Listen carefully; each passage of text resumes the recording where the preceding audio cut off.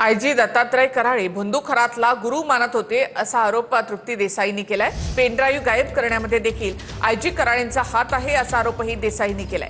तर वाल्मिक कराड लपलेल्या दिंडोरीच्या आश्रमातील फुटेज कराळेंनी गायब केलं असाही आरोप देसाई यांनी केला आहे।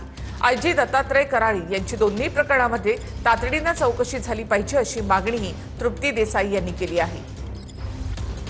आयजी दत्तात्रय कराळे हे अशोक खरातला गुरु मानत होते आणि म्हणूनच ते वारंवार अशोक खरातला भेटायला जायचे।